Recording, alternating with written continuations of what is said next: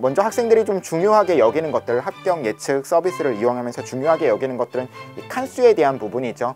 칸수가 7칸이라고 하면은 이 대학은 내가 쓰면 조금 더 안정적으로 붙을 수 있겠구나, 적정보다도 조금 점수를 남겨서 쓸 수 있겠구나, 이런 식으로 받아들이죠. 이런 것들을 통해서 사실 내가 안정적으로 쓸 수 있는 대학들, 내가 적정권으로 쓸 수 있는 대학들을 찾는 것은 사실 그렇게 어려운 일은 아닌 것 같습니다. 하지만 대부분의 학생들은 가나다군에 각 하나씩의 대학을 지원할 때 안정권, 적정권만의 대학을 쓰려고 하는 건 아니죠. 내 점수는 조금 부족하지만 조금 어디를 상향으로 써볼 수 있을까, 이런 것들을 판단해 보고자 하는데요. 그러니까 뭐 동국대 영어영문 학부뿐만이 아니라 다른 대학의 모집 단위에도 똑같이 불합격 4칸이라는 메시지를 봤을 때 그 중에서는 어떤 모집 단위를 쓰는 것들이 조금은 더 나의 합격 확률을 높일 수 있을까, 이런 것들을 생각해 봐야 되는 거죠. 그것을 경쟁률, 예상 경쟁률을 통해서 한번 추정해 볼 수가 있는데요. 동국대 영어영문 학부 같은 경우에는 올해 모집 요강상의 모집 인원이 30명입니다.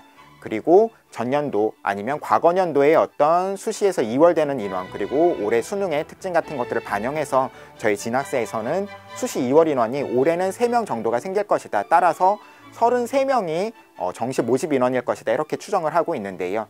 지금 이 동국대 영어영문학부의 합격 예측 서비스를 활용한 학생이 94명이 있는 겁니다. 그러면 지금 상태로는 33명 중에서 33명이 모집 인원인데 94명이 지원했다라고 하는 것은 경쟁률이 3대 1이 조금 안 되는 정도의 수준인 거죠.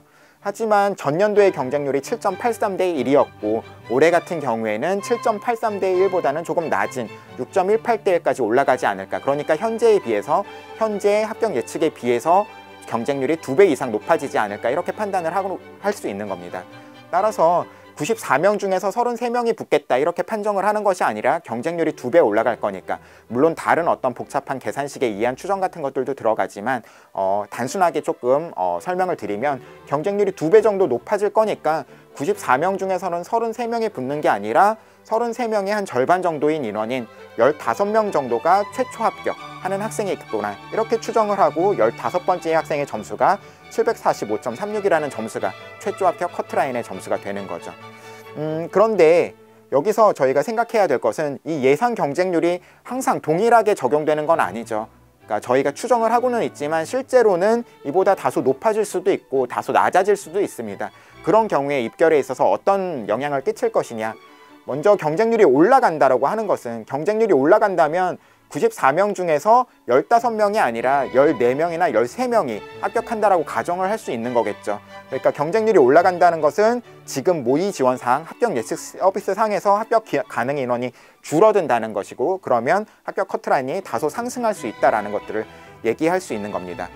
그리고 반대로 경쟁률이, 실제 경쟁률이 저희가 예상하는 경쟁률보다 낮아진다면 합격 가능 인원은 더 늘어날 것이고 16등이나 17등, 17명까지로 늘어날 것이고, 그렇다고 하면 합격 커트라인은 다소 낮아질 수가 있는 거죠. 따라서 이 경쟁률이 어떻게 적용될 거냐, 실제로는, 그러니까 물론 뭐 이것들을 저희가 정확하게 추정할 수는 없죠. 마지막 발표한 경쟁률을 보고 추정해야 되는 부분 같은 것들이 있지만 이 경쟁률이 어떨 것이냐에 따라서 나의 지원 여부를 결정할 수 있다. 내가 2시에 마지막 경쟁률을 발표를 보았는데, 모집 단위들을 확인했는데 둘 다 4칸으로 불합격이라는 메시지가 떴었다. 합격 예측 서비스에서 4칸으로 불합격이라는 메시지가 떴었다. 그런데 그 중에 한 학과는 이미 우리가 예상하고 있는 예상 경쟁률을 가지고 있고, 한 학과는 예상 경쟁률보다 조금 낮은, 현격히 낮은 어떤 경쟁률을 보이고 있다라고 한다 그러면 높은 경쟁률을 가진 모집 단위보다는 낮은 경쟁률을 가진 모집 단위를 지원하는 것이 다소 유리할 수가 있는 거죠. 다시 한번 말씀드리지만 뭐 항상 같은 경우는 아닐 수 있습니다. 하지만 이런 식의 추정이 가능하다라는 거, 경쟁률이 예상 경쟁률에 따라서, 예상 경쟁률과의 차이에 따라서 입결 커트라인이 상승할 것인지 줄어들 것인지, 이런 점을 생각해 볼 수 있다는 점, 이런 것들을 기억하시면 좋을 것 같고요. 또 한 가지는 이 수시 2월 인원입니다. 수시 2월 인원도 마찬가지로 추정인 거죠. 저희 진학사가 과거 년도의 데이터, 올해 수능의 특징 같은 것들을 고려해서 올해는 3명 정도의 2월 인원이 있을 거다라고 예상하지만, 만약에 3명이 아니라 5명이 2월 되었다라고 한다 그러면 정시 모집 인원이 33명이 아니라 35명일 거고, 그런 경우에는 이 합격 가능 인원이 15명이 아니라 16명이나 17명으로 늘어날 수가 있는 거죠. 그런 경우에는 마찬가지로 합격 커트라인이 낮아질 수가 있는 거고, 저희가 예상하는 수시 2월 인원보다 다소 줄어든다 한 명 정도 아니면 2월 인원이 생기지 않았다 라고 한다 그러면 이 합격 커트라인 같은 것들이 더 상승할 것이다. 이런 점을 보고 지원 전략 같은 것들을 세우셔야 할 것 같습니다. 물론 경쟁률 뿐만이 아니라 커트라인과 나 사이의 어떤 인원차, 뭐 다양한 것 같은 것들을 생각하셔야겠죠. 전년도에는 30명을 모집했는데 올해는 15명만 모집하더라. 전년도에는 굉장히 경쟁률이 높았었는데 올해는 굉장히 낮게 예측하더라. 뭐 다른 여러 가지 요소 같은 것들을 고려하셔야겠지만 이 저희가 생각하는 예상 경쟁률을 통해서는 이런 부분을 생각하시고 전략을 세우실 수 있다. 이런 점을 꼭 기억하시고 가나다군의 원서 전략을 잘 세우셨으면 좋겠습니다. 그럼 오늘 이 시간은 이것으로 마치고요. 또 다음 시간에 뵙겠습니다. 감사합니다.